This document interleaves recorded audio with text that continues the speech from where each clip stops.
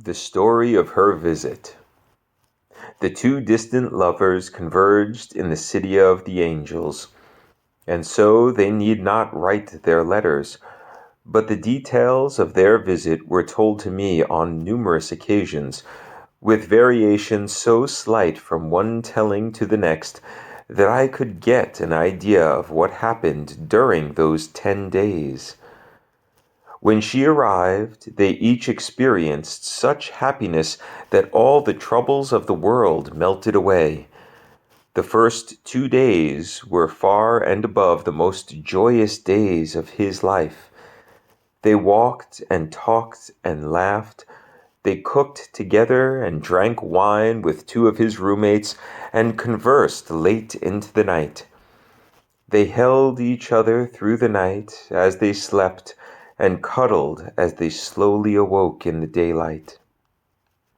The bliss and uncompromising happiness couldn't last because they had reality to cope with.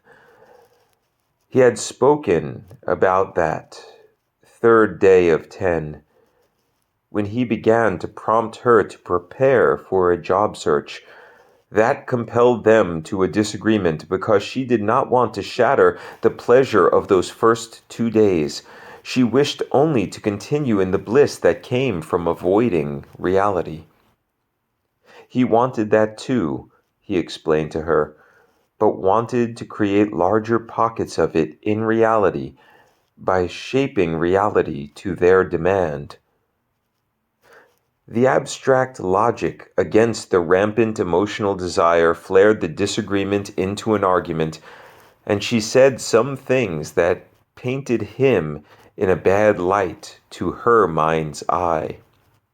Yet, as he said, a man who truly loves a woman will stand against any words she will say, allowing the emotionally charged falsity to break upon the unrelenting truth of his being, regardless of how uncomfortable it makes him. Eventually, with great care and effort, they both cooled the argument and commenced working on what he called a resume, which was a document that described to others why she would be a worthy worker for a specific job. This was a common document for people to keep and use in the old world economy, and it is difficult for me to imagine how it would function. The point was that they prepared her for a job search, and the next day, after she delivered him to the location where he did his organizing work, she went and purchased one of the information publications for the region and searched printed requests for resumes. She then took copies of her own document and delivered them to the people who put the requests into the publication, and then she waited for a response. He told me about the stress and worry that came with the uncertainty, and how she made the earnest effort to work through her stress by preparing elaborate meals and cleaning the house. She was even convinced that if she did not drink any wine, that she stood a better chance of being contacted by one of the imp lawyers, as he called them. On day 5, she had begun to accept that she would return to Conway and to the household of her parents that was structurally sound but intolerable in atmosphere. But she wasn't sad, he told me. She understood that she would be where she was needed, and accepted it with a dignity that made her all the more beautiful to his eyes. On day 6, though, she called him at work excited and told him she had been asked for interviews at 2 businesses. The interview was when the imp lawyer would talk with a person after reading their resume to verify what was on the paper or see what the person was like when they were not describing themselves on paper. She had one interview on day 7 and 1 on day 8. She was boisterous and giddy and full of cheer and glee. She prepared herself and went to the first interview. Although she was not told to start the job, she remained happy as another employer contacted her and wanted to interview her on day 9. She became very intense when she was not offered to start the job on day 8. Her hope was to get the job on the day before she was scheduled to fly in a plane back to her parents. Her hopes were dashed, though, and her emotions crushed to sadness when she was denied for the job on the 9th day. And so she sat on his lap in the common room for living in the house and cried into his shoulder.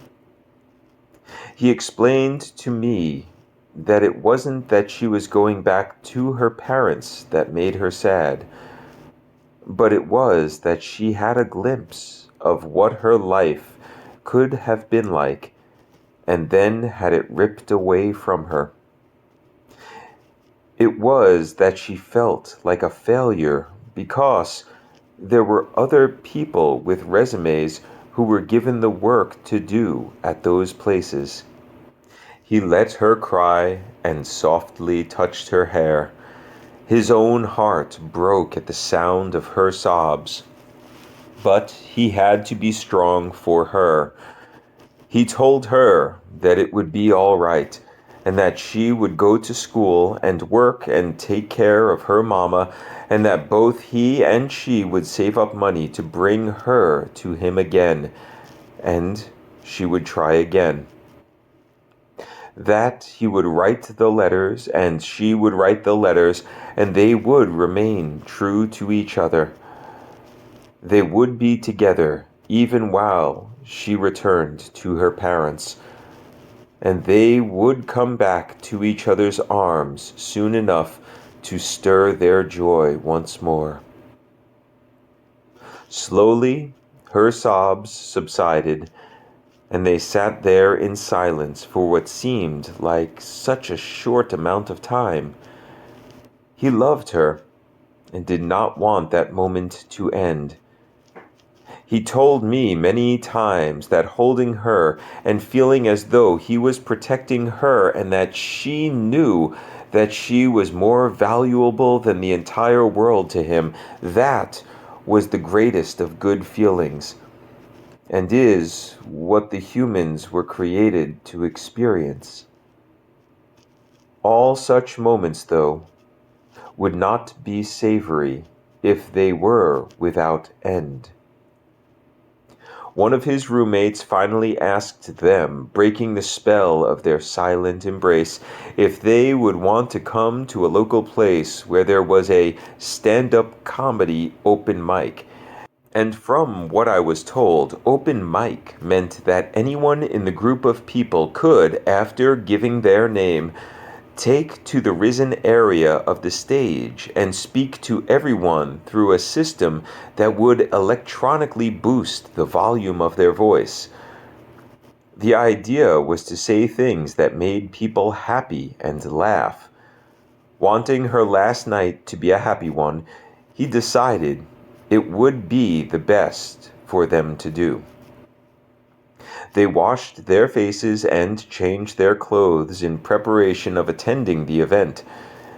He told me many times that she wore a beautiful deep green blouse that flowed off her arms, and her favorite pair of blue jean denim pants. He had remarked many times about that night what she looked like, how her hair felt when he placed his arm around her shoulders, and how she even had a unique blend of perfume that she wore so that she smelled like the loveliest flowers. They spent their time at the event listening to people, sometimes laughing, sometimes not, because not all the people were funny. They didn't drink wine, but a malted beverage similar to what the Northern Lake people brew. but with bubbles in glass bottles. After 5 of those bears, she wanted to talk to the people. The name she gave was Ronnie Chet, and while holding her 6th drink, she went on stage and spoke. He never told me exactly what she said. Maybe he was tizzy from the bears. Or maybe he wanted to forget what she said. But he explained to me how she fumbled nervously for a few seconds and then took a deep breath. She started talking to everyone as though she was talking to one person, and that person was a dear friend. She spoke about the country and the city and the unfunny people. She spoke about the process of looking for a job and the silly need for money to stay near the man she loved. She talked about love and sex, religion and war, and how she was from a place near Toadsuck Park. She talked about people in other countries and the useless stream of products that people in her country know about and buy. She talked about the entertainment business, and she joked about her celibate boyfriend who she was going to have to please tonight before she left town. And the people loved it. They laughed and howled and cheered and applauded, and she felt great. When she was done, people stood and clapped, and many of them walked to meet her and shake her hand. He watched this, a strange mixture of pride and jealousy in his heart, and decided he should simply be happy that she was happy. That night they made love until the dawn, and awoke hours later to groggily pack her belongings so she could go to the airplane port to fly back to her parents' house. He told me how hollow he felt when he had watched her walk through the checkpoint at the port.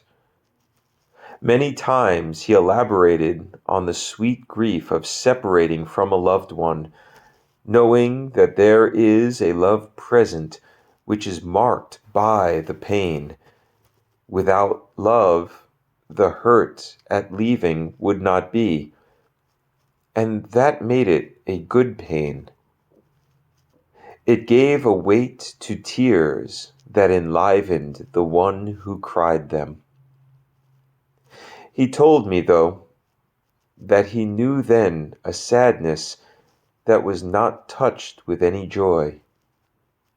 Although he didn't know how or why, he said at that moment he knew that he would see her again, but that things would never be as wonderful as they were during those 10 days.